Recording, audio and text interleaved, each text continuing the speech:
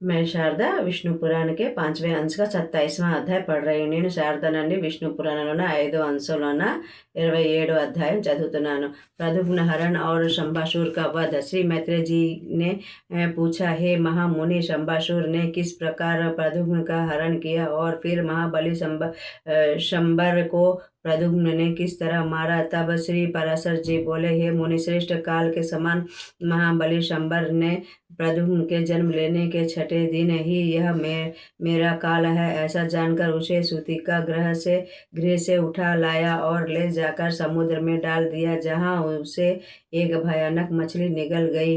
कुछ समय बाद उस मछली को मच्छरों ने अपने जाल में फंसाया और ले जाकर असुर श्रेष्ठ शंबर को निवेदन किया. उसकी नाम मात्र की पत्नी मायावती संपूर्ण अंतःपुर की स्वामिनी थी और वह समस्त रसोइयों पर अपना आधिपत्य रखती थी.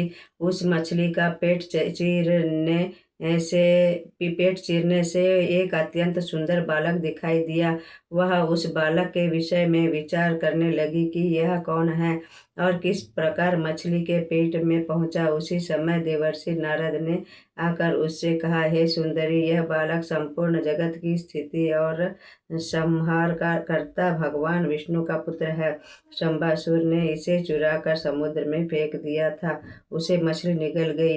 तू इस बालक का यत्न पूर्वक पालन कर. नारद के कहने पर मायावती उस बालक की सुंदरता पर मोहित होकर अनुराग पूर्वक पालन किया. हे मैत्रेय जी, मायावती बालक के प्रेम में अंधी होकर सब प्रकार की मायावी विद्या सिखला दी.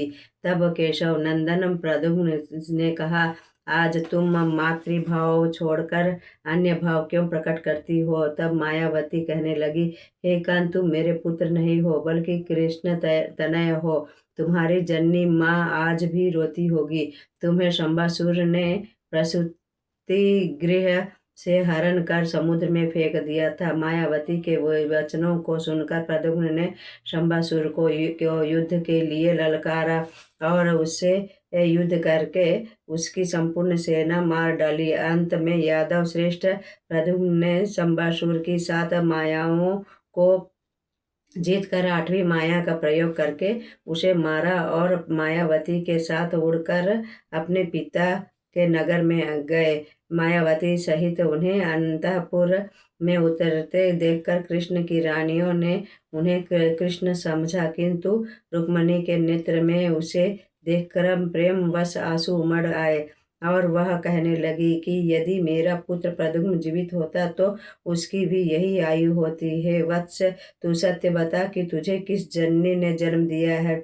उसी का समय देवर्षि नारद वहां उपस्थित हुए और कहने लगे, हे शुभु, यह तेरा पुत्र प्रद्युम्न ही है. यह शंबासुर का वध करके आ रहा है और यह सती शंबासुर की पत्नी मायावती नहीं बल्कि तेरे पुत्र की ही स्त्री है. इसका कारण सुन.